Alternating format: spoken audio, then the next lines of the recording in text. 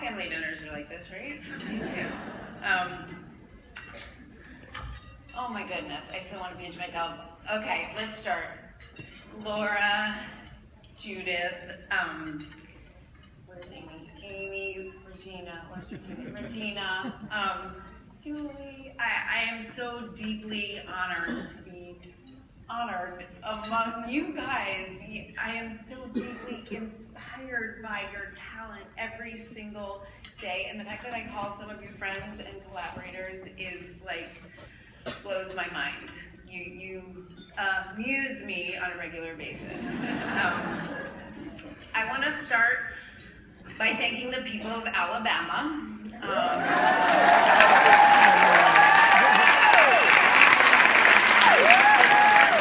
Specifically the Black women of Alabama. Yeah. Because they restored my faith in humanity. And we all need that right now. Oh, yes. The governor said it's over, and yes, it is gonna be over, but we got a lot of getting up to do and a lot of supporting each other to do. I want to thank the mayor's office and Julie Menon, not only for this incredible honor, for all you do for women and the environment. I don't know for sure, but I cannot believe that any other mayor's office in the country has so many initiatives that support women in entertainment and help the film industry be so environmentally conscious. I'm so proud to be made in New York in that way. I want to thank NIWIFT. Where's Terry? There's Terry. Terry! Okay. Terry has been so supportive. I made my first little short in 2008, and I went to the Hamptons Film Festival with it. I think David's in the room. David Nugent. I love you, David Nugent, too, even though you're a guy. And NIWIFT was also a fiscal sponsor of the film that I just produced, Egg. There are so many times, Terry, where I look out when I'm doing a panel or I'm doing a talk back after a film that I'm in, and you're there and your smiling face and the way you show up and support women, it's tireless. That is what it's about. We have to show up for each other. We have to do that in a tireless way right now. There are a few women in this room and one guy who have been incredible cheerleaders to me. My dear friend and Emmy award-winning casting director, Jessica Daniels, who cast me in her short film, Cycle Unknown, when no one would hire me on the planet. And my dear friend Jelaine Miles is here, who I was in an Artist Way group when I was in my 20s. My amazing publicist, my amazing manager who flew across the country. But number one, I would have to say, is my husband. I met my husband David when I was a child. We've been together more than half my life. I was in school, seriously. And for a guy, he's really kind of awesome. He is my biggest cheerleader on the planet, and I cannot tell you how many times he has sat with me through all-night neurotic cry fests and held me where I said, I am never getting another part, I am never getting pregnant, I'm never getting an award, I'm never doing a movie, and I think this is probably the perfect time to say, honey, you were right. My daughter turned 9 last week, and she is my biggest muse on the planet. She really deserves this award. And in getting her advice for this, she said, not so much blather on, just not so much blah, blah, blah, just like keep it short. So I was like, okay, okay, so, I can't believe I am being honored with a Made in New York Muse Award. I love this city so much, as you just heard me say. It truly is my muse. There is beauty everywhere, especially in the snow, right? It's magic, it's magic. And when I can't remember that, my daughter definitely reminds me. I live in Harlem now, and I feel so deeply blessed to be an artist making a living in this city. This city defines grit and perseverance. Yeah. We are a group of humans who get back up, help the next person up, hopefully learn, but no matter what, tell a really fucking funny story about it.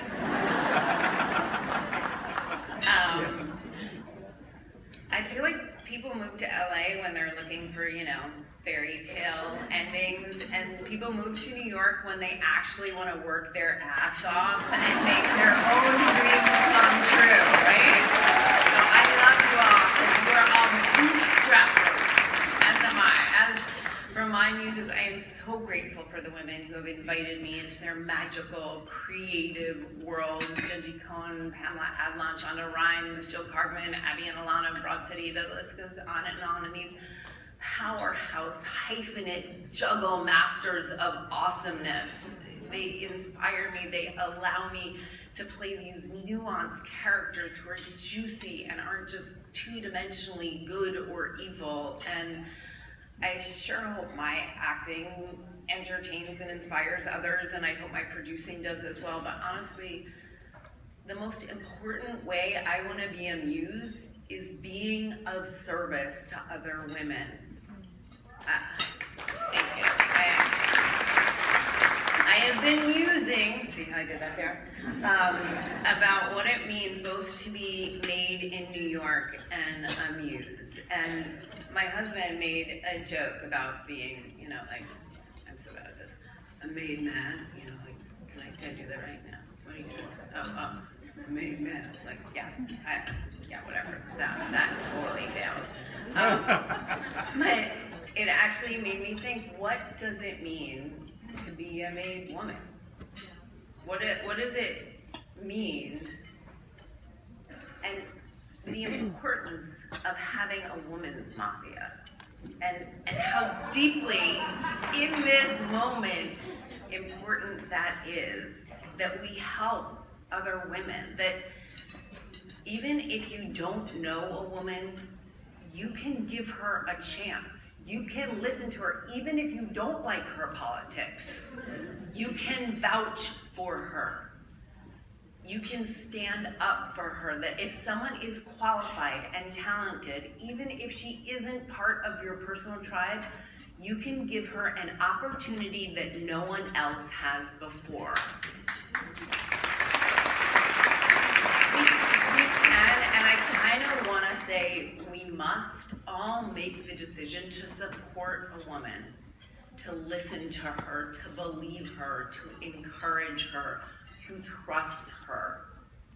In this moment where our country, and keeping our country sane and fair, not just for women, but for all humans, feels like playing a game of whack-a-mole. I have found that when I can help another woman, when I can make art, when I can bring more love into the world, I actually sleep better. That and melatonin and occasionally bourbon.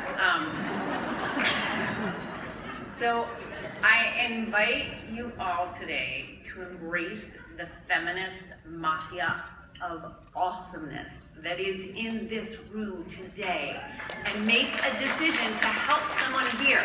Like right now, make that decision for absolutely no reason except that you can. What if we all set a mandate for ourselves to tell at least one woman a day, you can do it, just don't be like cheesy about it. Find a way to do it less cheesy than I just did it. Ask a woman in this room, what is your big dream? It's amazing what people tell a stranger that they will not tell their best friend, and really listen, really listen for a minute, and then say, oh, hell yes, you can totally do that. I was not a cheerleader in high school. In fact, Jason Weinberg knows I was really, really awkward.